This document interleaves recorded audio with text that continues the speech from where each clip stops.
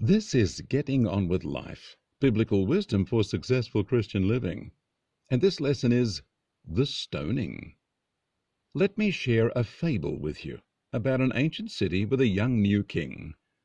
The old king had been kind and gracious, but his son was cold of heart and vindictive. The region enjoyed peace and prosperity under the wise old king, but his son had other cares. The new king sought favours, made demands, caused tensions, broke alliances, and was cold to the cries of the suffering. Injustice abounded, and those who complained were cruelly treated. Within the first months of his reign, aggression and strife increased. Tensions increased until one day a grey-bearded merchant drove his bright-coloured wagon into the city. He had a proposal for the king. He recommended that a day be set aside for use of perfect stoning stones he sold.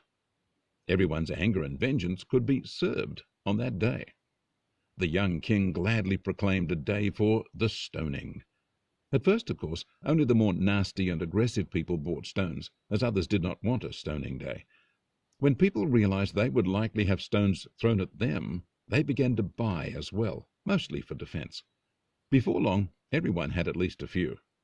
Smaller stones were for use on those who were annoying pests. The stones weren't meant to harm, but to tell the pest how little people liked what they did. Medium-sized stones were for use on people who were resented, but had to be lived with. Those stones were meant to spite offenders, in hope they might change, or at least that some balance be brought to the relationship. The larger stones and the pointed ones were for those who deserved to really suffer, or even be killed. At first, mostly smaller stones were bought, but as weeks passed, no one cared for them. It seemed the larger stones would be important on stoning day, so people built their stockpiles.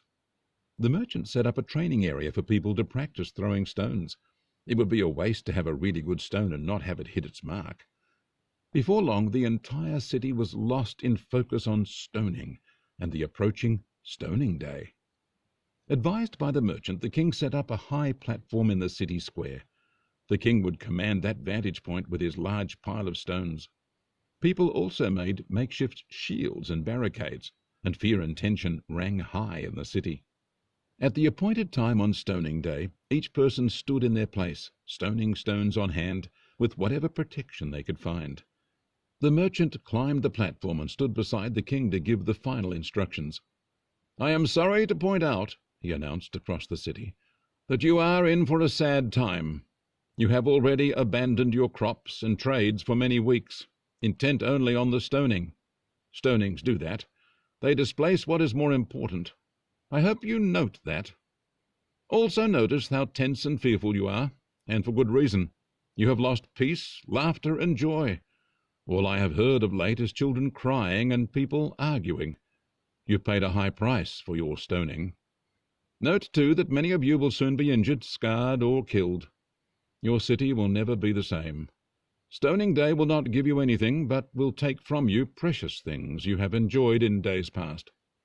Yet this is what you want, or you would not have bought my stones. Today is your choice. I only supply stones, not targets or the anger or unforgiveness in your hearts. You chose the stones and their targets, so this day is your making. Does that make you proud? If you change your minds, you can change this day. You can return the stones without refund and walk away from all you are about to do. Stoning day is in your hands, quite literally. Finally, I ask you to note the small circle on each stone. It's a 0. Stones may only be thrown by those with 0 evil in their heart. If you do not annoy others, have never let people down, have pure hearts and no sins, then the stone is rightly yours to throw. Oh, and one final thing. If you throw a stone, that very stone will be thrown back at you. Your judgment of others is the judgment you bring on yourself. That's not my rule. It was set by someone much greater than me. Have a nice day." With that, the merchant climbed from the high platform and sauntered back to his wagon, brightly decorated with images of stones for sale. There he took out a large pistol, put his finger in his ear, and shot into the air. Immediately muscles tensed and eyes scanned in all directions. Everyone, young and old, held a stone ready to throw. The moment stretched as everyone waited for someone else to throw first.